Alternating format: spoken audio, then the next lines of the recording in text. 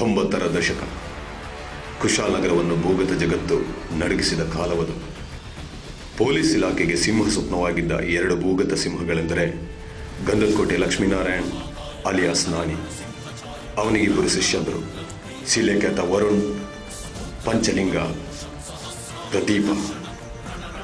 ಇನ್ನೊಬ್ಬನೆಂದರೆ